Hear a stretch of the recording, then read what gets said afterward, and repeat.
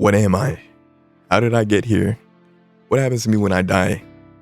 These are the most important questions known to man, and organized religion is a business that has capitalized on these very questions. If I had no soul, organized religion would be the business I invest in to make the most amount of money. So let me tell you exactly why, right? There is no part in the Bible or the Torah or the Quran or whatever that says, oh, you must go to the church, you must go to the synagogue or the mosque or whatever. But they have a monopoly on spiritual truth, or at least it appears that way, right? A lot of people believe that, a church is going to hold more authority for knowledge than they do, even with their religious book. It's crazy to me, but they just think that the church is going to be the superior authority, so they automatically want to go. They automatically, if you're looking at it from a business aspect, they always want to go.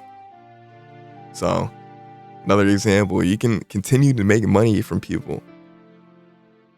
It's not like a one-time thing. Like okay, like I give $20, I give $1,000, I give my life savings, and then I'm good for life. Like, no.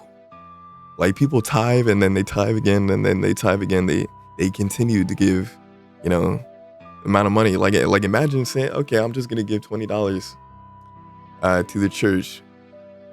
Your pastor is gonna look at you like, okay, so you're going to hell. You're going to hell.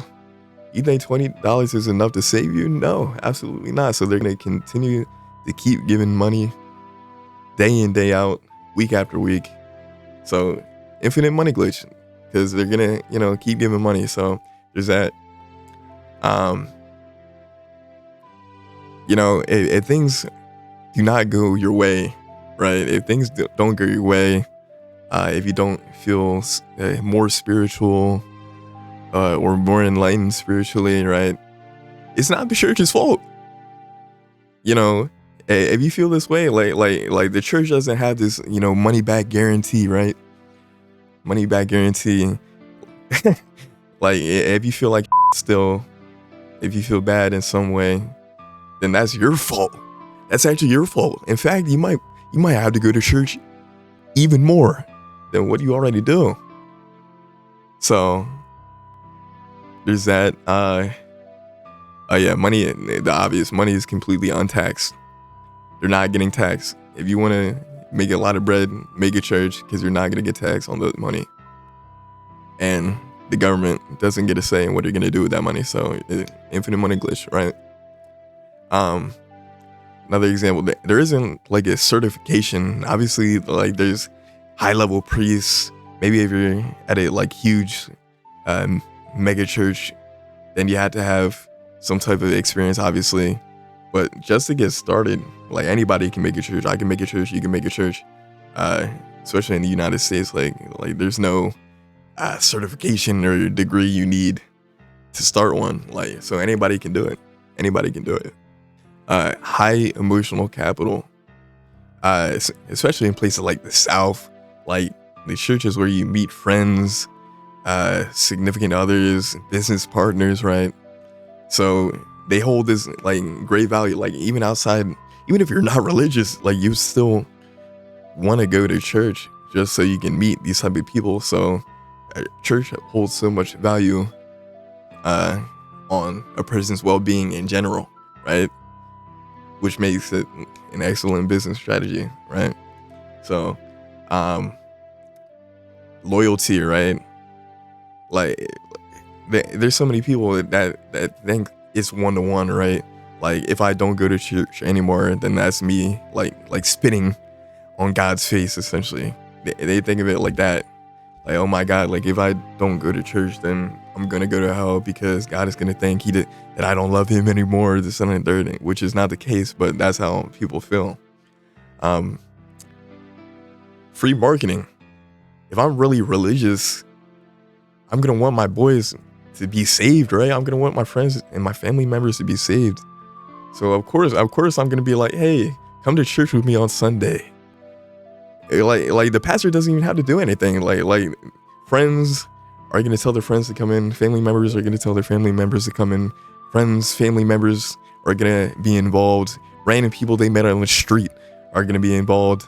Like, there's no need to market because the marketing is already done for them, right? Volunteering. Like, as I said before, the church leaders like really don't have to do much. They really don't have to do much. Like, you'll see, for example, like the black moms at black churches. They're the ones that are actually doing everything. They're the ones, making the food or creating community events and whatnot, or giving back to the poor. They're the ones that are actually, running the things that make a church good. They're the ones that are actually doing anything. So if you want to, make money for this strategy, like, you don't have to do much. You really don't have to do much. And the last thing is data accumulation, right? It's like the easiest data accumulation. Like, if you really want to know your customer base, it's so simple. Like, I know in Christianity, like, you can tell a pastor all your sins. So, like, hey pastor, this week I cheated on my wife. Now this man knows exactly what you've done.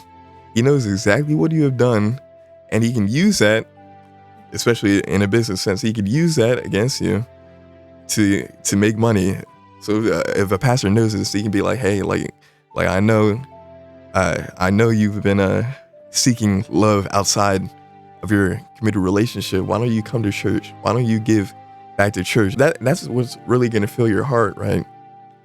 It's given to the church. Instead of cheating on your wife, come give to the church. Your pet died, and now you're feeling sad. Oh, come to the church so we can give you community. Come give to the church so you know what real love is. So you feel that in your heart. So it's an amazing business strategy.